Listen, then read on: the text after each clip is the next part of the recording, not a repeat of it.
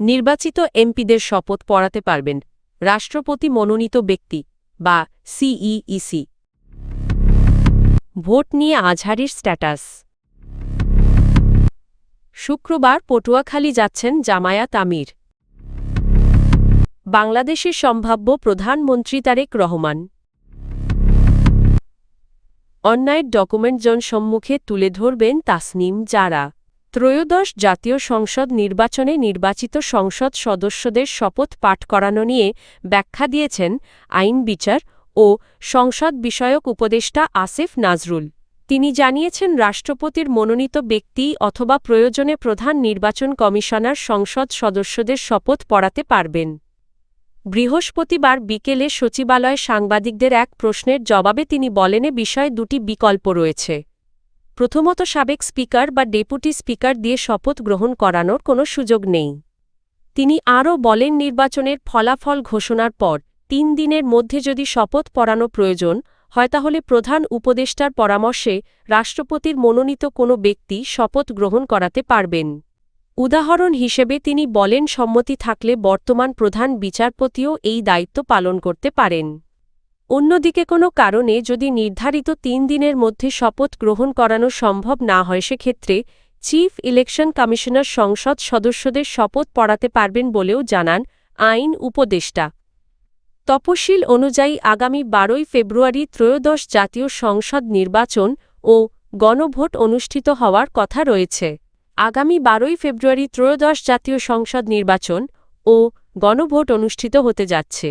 এ উপলক্ষে সামাজিক যোগাযোগ মাধ্যমে নিজের অভিব্যক্তি প্রকাশ করেছেন জনপ্রিয় ইসলামী ব্যক্তিত্ব মিজানুর রহমান আজহারী। বৃহস্পতিবার নিজের ভেরিফায়েড ফেসবুক পেজে দেওয়া এক স্ট্যাটাসে তিনি লেখেন, তারুণ্যের প্রথম ভোট ন্যায় ও ইনসাফের পক্ষে হোক। তার এই মন্তব্য ইতোমধ্যে সামাজিক যোগাযোগ মাধ্যমে ব্যাপক আলোচনার জন্ম দিয়েছে। এদিকে নির্বাচনকে ঘিরে সামাজিক যোগাযোগ মাধ্যমে প্রচারণার বিষয়ে সতর্ক অবস্থান নিয়েছে ইলেকশন কমিশন। রাজনৈতিক দল ও প্রার্থীদের আচরণবিধি যথাযথভাবে প্রতিপালন নিশ্চিত করতে নির্বাচন কমিশন সব রিটার্নিং কর্মকর্তাকে নির্দেশনা দিয়েছে। এ সংক্রান্ত একটি চিঠিতে বলা হয়েছে, ফেসবুক সহ সব সামাজিক যোগাযোগ মাধ্যমে নির্বাচনী প্রচারের ক্ষেত্রে বিদ্যমান আচরণবিধি কঠোরভাবে অনুসরণ করতে হবে। নির্দেশনা লঙ্ঘনের ক্ষেত্রে আইন অনুযায়ী ব্যবস্থা নেওয়া হবে বলেও জানানো হয়েছে। ত্রয়োদশ জাতীয় সংসদ নির্বাচনকে সামনে রেখে পটুয়াখালী -2 বাউফল আসনের নির্বাচনী জনসভায় অংশ নিতে আগামীকাল শুক্রবার বাউফলে আসছেন বাংলাদেশ জামাত-এ ইসলামী এর আমির শাফিকুর রহমান। বৃহস্পতিবার দুপুরে বাউফল পাবলিক মাঠ পরিদর্শন শেষে এ তথ্য নিশ্চিত করেন পটুয়াখালী -2 আসনে জামায়াতে ইসলামীর মনোনীত প্রার্থী ও ঢাকা মহানগর দক্ষিণ জামায়াতের সেক্রেটারি শাফিকুল ইসলাম মাসুদ। ডা. শফিকুর রহমানের আগমনকে কেন্দ্র করে বাউফল পাবলিক মাঠে চলছে ব্যাপক প্রস্তুতি। মঞ্চ নির্মাণের কাজ প্রায় শেষ এবং পুরো মাঠ সাজানোর কার্যক্রম চলমান রয়েছে।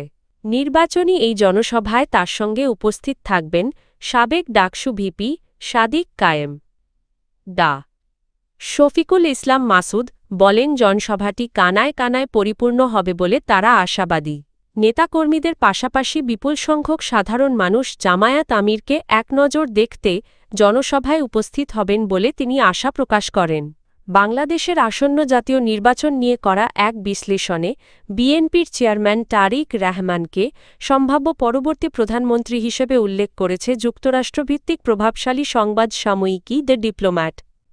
An interview with Tarique Rahman, likely next prime minister শিরোনামের প্রতিবেদনে বলা হয়, দক্ষিণ এশীয় এই দেশটির পরবর্তী প্রধানমন্ত্রী হিসেবে তারেক রহমানের ক্ষমতায় আসার বাস্তব সম্ভাবনা রয়েছে।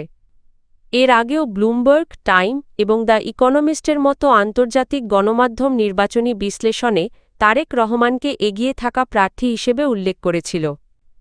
দ্য ডিপ্লোম্যাট প্রতিবেদনে নির্বাচনের আগে পরিচালিত একাধিক জনমত জরিপের তথ্য তুলে ধরা হয়েছে। ডিসেম্বর মাসে পরিচালিত এক জরিপ অনুযায়ী বাংলাদেশ ন্যাশনালিস্ট পার্টির প্রতি জনসমর্থন প্রায় ৭০%, যেখানে নিকটতম প্রতিদ্বন্দ্বী বাংলাদেশ জামাত-এ ইসলামী এর সমর্থন ১৯%। এছাড়া বেসরকারি গবেষণা প্রতিষ্ঠান ইনোভিশন কনসাল্টিং পরিচালিত আরেক জরিপে দেখা যায় ৪৭% বেশি মানুষ তারেক রহমানের প্রধানমন্ত্রী হওয়ার সম্ভাবনা দেখছেন। অপরদিকে ২২.৫% উত্তরদাতা জামায়াতের আমির শাফিকুর রহমানকে সম্ভাব্য প্রধানমন্ত্রী হিসেবে দেখছেন। ঢাকা ৯ আসনের স্বতন্ত্র প্রার্থী তাসনিম জারা বলেছেন, নির্বাচিত হলে রাজনৈতিক বড় ভাই বা প্রভাবশালী নেতাদের দাপট ঠেকানোর লড়াইয়ে তার প্রধান কৌশল হবে অন্যায়ের ঘটনাগুলোকে পাবলিক রেকর্ডে পরিণত করা।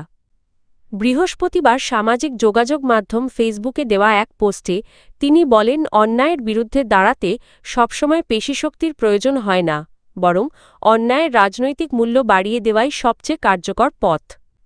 তাসনিম যারা লিখেছেন, যারা দাপট দেখাতে অভ্যস্ত তারা সবচেয়ে বেশি ভয় পায় জনসম্মুখে উন্মোচিত হওয়ার বিষয়টিকে।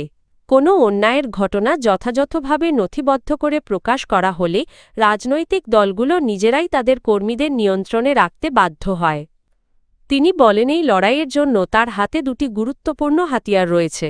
প্রথমত, প্রমাণ কিভাবে সঠিকভাবে সংগ্রহ ও উপস্থাপন করতে হয় সে বিষয়ে তার প্রাতিষ্ঠানিক শিক্ষা ও বাস্তব অভিজ্ঞতা আছে। দ্বিতীয়ত, কোনো মধ্যস্থতাকারী ছাড়াই মুহূর্তের মধ্যে কোটি মানুষের কাছে সত্য পৌঁছে দেওয়ার মতো শক্তিশালী ডিজিটাল প্ল্যাটফর্ম তার রয়েছে। পোস্টে তিনি আরও লেখেন, পেশিশক্তির মাধ্যমে সাময়িক প্রভাব বিস্তার করা সম্ভব হলেও তথ্য ও জনমতের মাধ্যমে যে সামাজিক চাপ তৈরি হয় তা উপেক্ষা করার ক্ষমতা কোনো রাজনৈতিক দলেরই নেই। ইতিহাসে এমনকি সবচেয়ে কঠোর স্বৈরশাসকরাও এই চাপ উপেক্ষা করতে পারেনি বলেও মন্তব্য করেন তিনি।